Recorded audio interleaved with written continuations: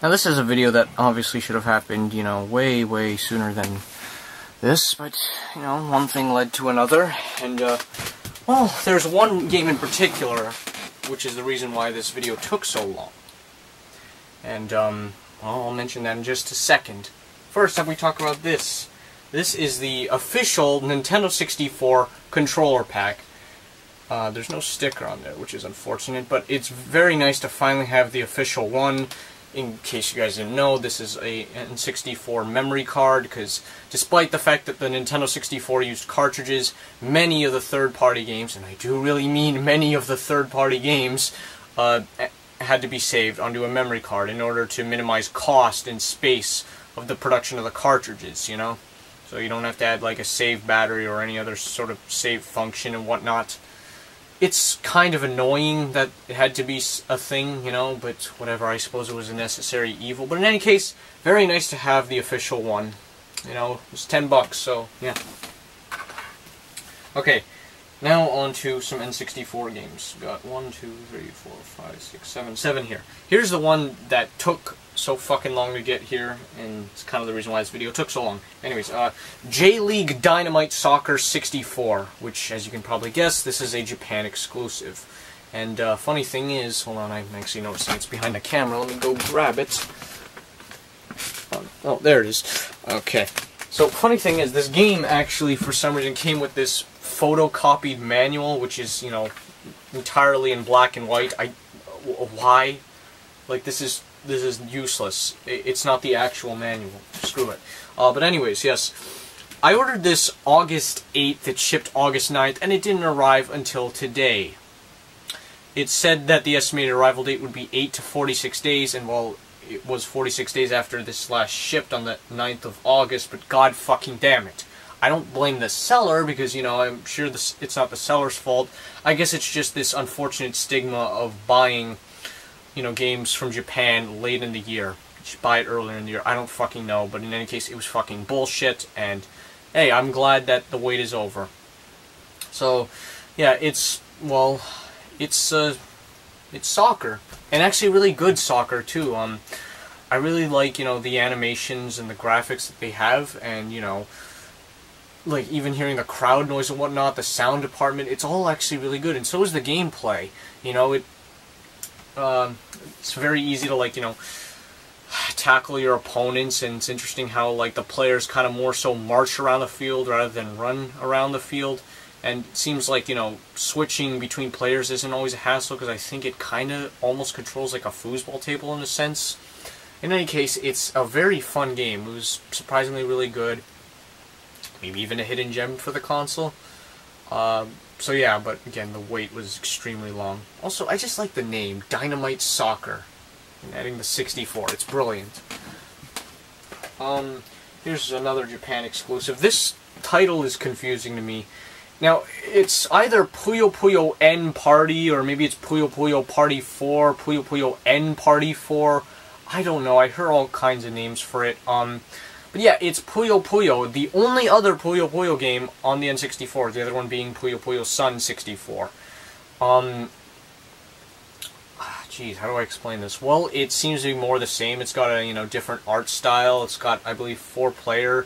You can actually connect this with the N64 transfer pack to the Game Boy Color version of Puyo Puyo Sun, which I believe is called Pocket Puyo Puyo Sun. So that's kind of cool. It's interesting, you know. I'm sure the story mode is probably, you know, not as you know, difficult as the story mode, you know, in Puyo Puyo Sun 64. I don't know. I haven't spent a ton of time with it, but, you know, it's an interesting game, though not the definitive way I'd go to playing Puyo Puyo, but you know what? Good to have. Let's see, here we have Deadly Arts. This is a fighting game. Another game by Konami, because again, Konami made quite a few games for the N64. And this is one of the few fighting games they ever made. I mean, well, they also made TMNT Tournament Fighters on NES, Super Nintendo, and Genesis. What else did they make besides this? It's a lot of people don't really like this game, you know, it doesn't get very good reviews. I'm struggling to come up with a ton, other than I will say graphically, it's really fucking good. You know, it's very clean, and, you know, it just holds up very well, actually. Some of the finest graphics I've seen on the console. The backgrounds, it's all really good. As for the game itself, well, it's kind of like with Fighter's Destiny. It doesn't seem like it actually uses the C buttons in combat whatsoever, so that possibly limits things. I'll say this much. I would much rather play this game over Clay Fighter Sculptor's Cut or Dual Heroes, and possibly even Dark Rift when I, eventually get that. This game is also called Gasp in Japan. I think it was Gasp with, dots, so I think it was supposed to be, like an acronym. I don't know. Whatever. There you go. Wayne Gretzky's 3D Hockey 98. Now, of course, Wayne Gretzky's 3D Hockey was a pretty cool game. Essentially the NBA Jam and NFL Blitz of hockey games. And this, well, doesn't really change much. Changes the roster. The AI's a little better. So I guess that makes this the definitive version. I mean, hey, if you really like Wayne Gretzky's 3D Hockey, you have these two versions, and of course you have the infamous Olympic Hockey 98, which is essentially fucking just Wayne Gretzky's 3D Hockey, the identical game, without any mention of Wayne Gretzky, I think. I don't know. But, yeah, it's a great game with a slightly better version. So, I mean, this would not have been worth a full retail price, because, again, not much was changed. NBA Live 2000, this might need a label upgrade. Some might, Deadly Arts, actually, if you actually can get a good look at that. Deadly Arts definitely needs a label upgrade, but, it's, of course, unfortunately, part of the process of, getting new games. And, well, this one does, too, but not as much. Yeah, one of 2 NBA Live games for the console. I don't really know what much else to say. I would think it improves over NBA Live 99, I guess. It's always cool to see a 2000 EA Sports game, and always nice to get another basketball game. So, yeah. Oh, jeez. NFL Quarterback Club 2000. I'm not into football. I've said that many times before, and I wish I could tell you something. I wish I could tell you the differences or how this improved upon, say, NFL Quarterback Club 99 or anything. I mean, this is also on the Dreamcast. I suppose you would be better off with that version, though. If you're playing a football game on the N64, the Dreamcast, you're more likely than not playing NFL Blitz, NFL Blitz 2000. And even then, probably the Dreamcast version, but it's like, yeah, I mean, to follow that up, how about NFL Quarterback Club 2001? Slightly less common, potentially. It's in a nice little red cart. It's also on the Dreamcast.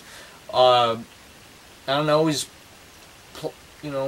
the trick plays and, all that, is that different or improved or worsened in this installment of the NFL Quarterback Club series? The red cart, that's nice. Okay, well that's it for N64. Okay, what else we got here?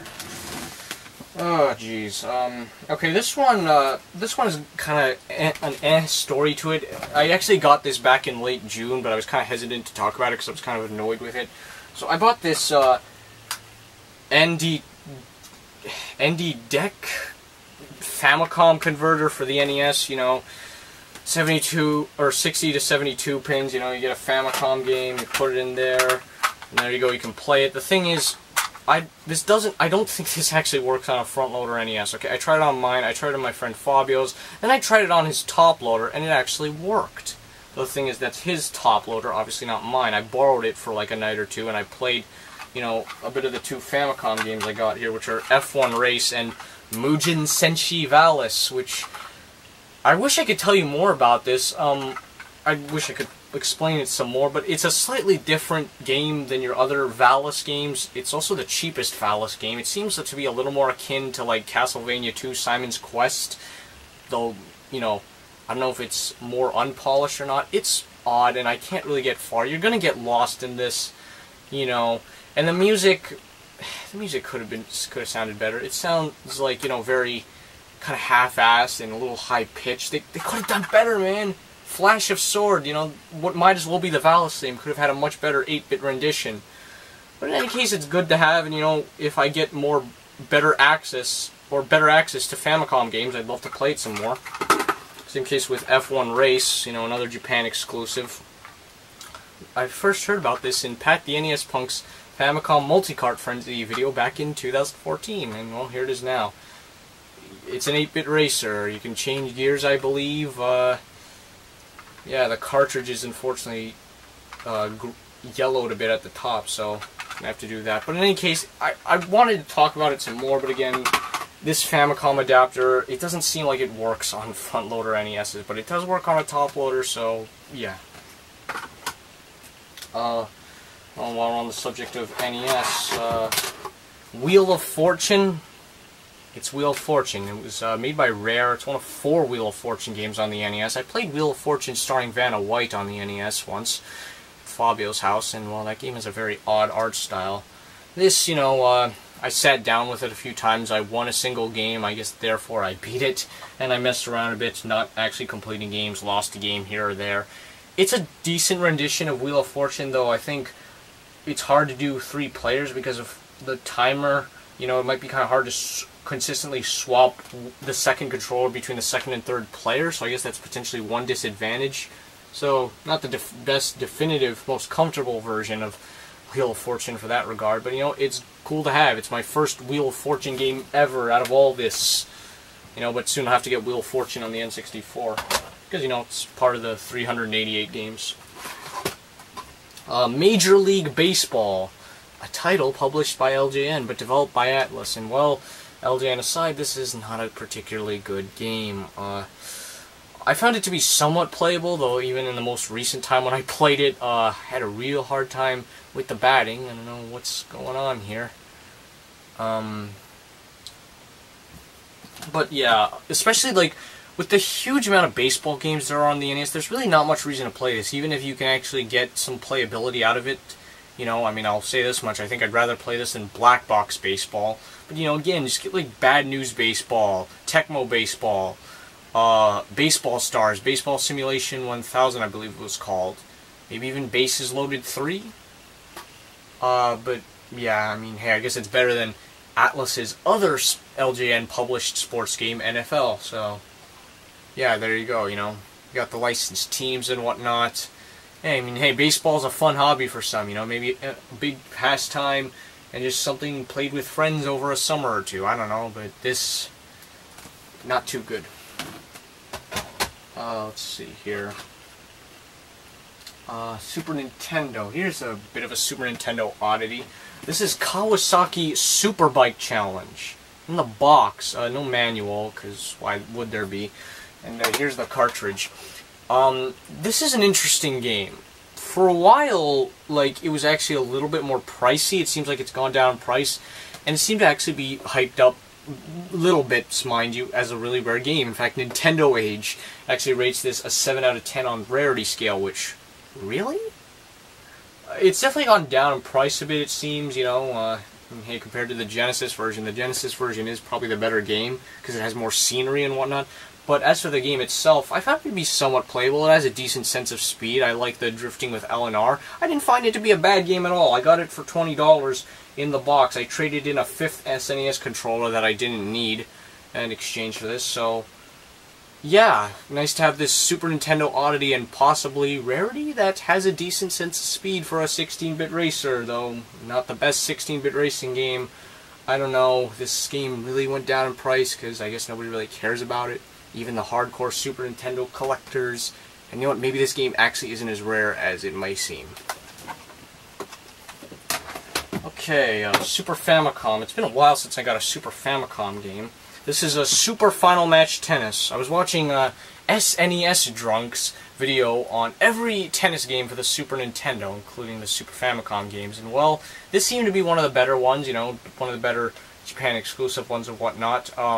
He mentioned that the ball moves way too fast compared to how the characters move, and to some extent it's true, but I think to help potentially circumvent that, you're better off picking a character who has really good, you know, left and right, up and down movement. You don't have to worry about power, so yeah, because you know, you have multiple characters and whatnot.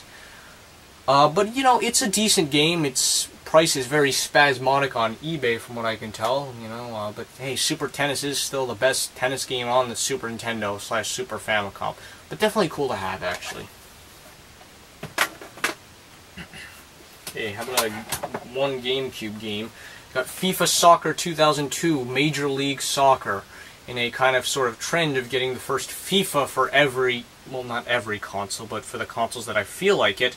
Here it is, and you know, this was, of course, a year one GameCube title, one of, I think, 30 or 25-ish GameCube games to be released in 2001, you know, the year of the console's fucking release date. It seems to be playable, you know, it got the job done. I actually don't think this game is on the original Xbox, which, if that's the case, if my memory serves me correct, that's very odd. But, you know, it's decent, you know. Is it possibly better than FIFA 14 on the PS4, Philippe, if you're watching this? You know, always cool to have another GameCube game.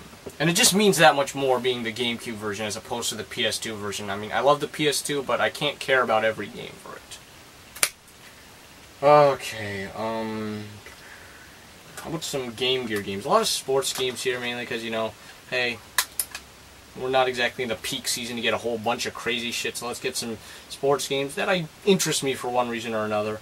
We have a PGA Tour 96 on the Game Gear. It's very slow and odd and a little clunky. It's playable, but yeah, has those crazy load times, similar to that of Jack Nicklaus's greatest 18 holes of major championship golf for the Nintendo Entertainment System. So, yeah. Son of a bitch. There you go. NHL All-Star Hockey. I actually once saw this game one time at like a pawn shop sort of place nearby my house that isn't active anymore. I should have bought it. I don't know why I did. I could have on the basis of the fact that, hey, there's a Game Gear game out in the wild. I mean, you know, I'm not picky about Game Gear games. There's like, what, 363 Game Gear games? Something like that. So, yeah, and hey, it's actually a pretty good hockey game. You know, it's one of 3 hockey games on the Game Gear, the other 2 being championship hockey and just NHL hockey. So, yeah, I actually kind of missed out on a pretty good 8-bit handheld hockey game. Okay, let's see here. Alright, here we have a pretty cool Sega Genesis game. This is Arrow Flash. It's a shooter, you know, by, I believe this was by Telenet Japan, you know, because it was published by Renovation. Granted, not every Renovation Products game was by Telenet Japan, but yeah, it's a shooter. I had to trade in an extra of Mario Tennis and Diddy Kong Racing for the N64 to help really lower down the price of this, because this was like $45. I think I ended up getting it for like, geez, I want to say like $26 or something like that, but yeah. I beat it, you know, on normal mode, might beat it again on hard and easy, and it's a pretty cool shooter. You know, you can change between 2 different forms, like a small little robot and a ship, though I believe if you're the small little robot, your 2 extra shots, extra missile shooting things are stationary, which is a lot better than them just going around when you're in your ship form. I know that sounds really hard, really vague, kind of, to some extent. But one thing that actually made this game kind of easy to beat is the, well, Arrow Flash. It's a special attack you can press, and, you know, if you do it, you move faster and you're, you know, invincible for a couple seconds, and that really does some damage on the bosses. And every time you die, you get 3 more Arrow Flashes, and even then, it's pretty easy to get more Arrow Flash stock for your special attacks. That actually made this game a little easier to beat, so, yeah, you know, it's, hey, for the money, I don't regret it. To give you that, you know, basic satisfaction and practice and fun times to be had that, you know, you've had many times as a gamer, especially playing the more old school games, which potentially could take a very long time to beat due to how difficult they are, but this didn't take too much practice. It was satisfying overall, even if it's not the best thing, best of its kind, you know, but I still think it's worth playing. Pretty cool. Looking forward to playing a Whip Rush, maybe Vapor Trail and Lightning Force on this Genesis one day. Okay, what else do we got here? How about some PS1 games? Nothing too remarkable here, but you know what? Hopefully next year we'll definitely get some really good stuff. But here's some cheap-ass racing games that interested me for one reason or another. This is Motocross Mania. You may have heard of this. just like a couple other racing games, they don't really give you much of anything to start off with, which is kind of lame. I played it for a little bit. It seemed very floaty and, you know, whatnot. It didn't get very good reviews. I thought it was tolerable, though, again, what really caused me to stop playing it is, again, they don't give you much of anything to start out with, and I'm sure I could probably put in a password to unlock everything, which I might, but yeah, hey, for $5 you get a game that probably isn't very good, but is somewhat entertaining, and, you know, hey, I like to give motocross games a shot. Here's a slightly well-known, I think, racing game. This is Rallycross.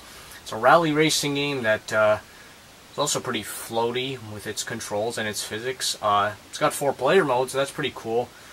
I think there was like, what, 6 or 7 courses, but you only get 3 off to start. Again, put in a password, experience all the stages, might play with friends. Kind of curious how the second one turned out, but you know what, for $10, not too bad. I mean, hey, you played a bit of Rally Challenge 2000 on the N64 this summer. Why not give a rally game on the PS1 a shot? You know, that kind of logic.